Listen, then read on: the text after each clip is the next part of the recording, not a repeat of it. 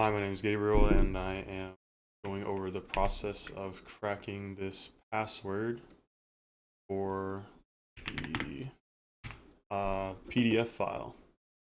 So go ahead and get started. The two programs that I chose were John the Ripper and PDFCrack, which are both command-line tools, and they're pretty easily installed. I'm running Arch Linux, and they have their distro where you can just type in sudo pacman s john and PDFCrack, and then go ahead and install it from here. But I already have it installed, so just get a fresh window, and then we'll just go forth. So I will just change my directory. I'll go through the process of cracking, and I'll start off with John first. So I'll just go to where the file is located, which is the assign one, and we'll just do PDF to John assign one, and we'll just call it hash txt, and then we'll just clear. Why do I not see it here? Probably because I didn't put this. There we go. And then if we just catch this is the hash that we're gonna crack. So John the Ripper can grab the hashes for many different file types, but we specified PDF to John, and this is the PDF hash. I believe this is version 1.6, but I'm not quite sure. Now the next step to grab these passwords is going to be, we're going to type John, and we can type format and specify PDF, but John should be able to guess the format of the hash. So we would just type in the hash file, and then the word list and the hash file. So we'll just do word list, which I generated already. Word list, I typed that wrong again. -- word list equals, I believe I have it in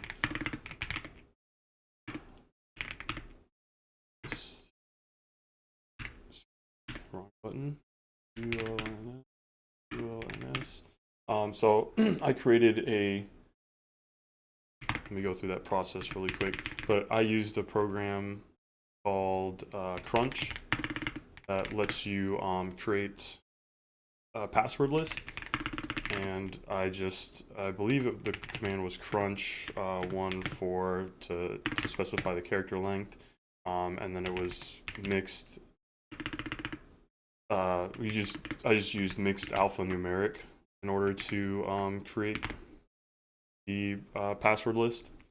Won't go through that right now, but yeah, so we'll just specify the John word list, and then we'll specify the file PDF hash txt, and we'll just output this in password. John stores passwords, previously hacked passwords, but I just want to have it here so we can just capture it. So if we just go cat password, double check. If we go list, we'll see the password there, password.txt, and we'll just do cat pass. And well, didn't do what I was hoping it would do. So we'll just do John show and then the file. So we did PDF hash.txt, and it'll show the password, which is BGAA.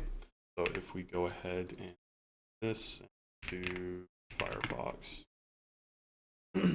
I will just over here BGAA and go grab the password. Another password cracking tool that we will be using is Hashcat, and this one I don't use too often, or I haven't used before this project, but this one requires a hash already created, so we're going to be using the hash that we created with John the Ripper. First, I just want to remove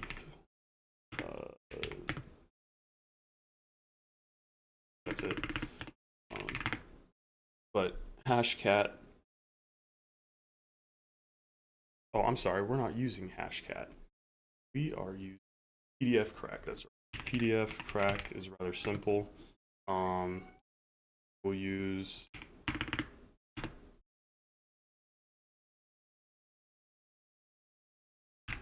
I believe it's word list, and then this tilde config word list ulns, the file, which is PDF. Actually assign one. This doesn't require the hash. It'll just do everything on its own. And as you can see here, it's running at the text PDF version 1.6. It's still running. My password file has a little over 3 million lines. It's going to take a second here. Process. And it grabbed the password, BGAA. So yeah, those were the two applications I used. Just to go over the questions here. Number one, what was the password? We got BGAA. It didn't take long. It took, it was much quicker for PDF crack it because it just automated all the steps. To be honest, I'm not quite sure what it does in the background as far as grabbing the hash. It looks like it actually grabs it and like parses out the information versus cat PDF hash. Is this information? Yeah, so it hashes the file and then it breaks the password through the hash, which it does it all by itself, whereas John the Ripper kind of takes steps. But the difference between this one and John the Ripper is that John the Ripper is used for multiple file types. So you can do Word documents, zip files, just anything else. Installing them were both easy with the Arch Linux repository. And to answer number 3, if I was a security manager at my firm, I would use these programs. If my team wanted a GUI interface, I would have them, I would do some research on those ones. But if we can use free products and save the company money, I'm sure finance would like that. And command line tools are fun anyway, but there are more options that you can use with as far as like web cracking for Wi-Fi's and stuff like that. So there's more options with other programs that have GUIs that are more flexible. These are more pointed towards specific use case scenarios. Yeah, and that is it. And yep, have a good day.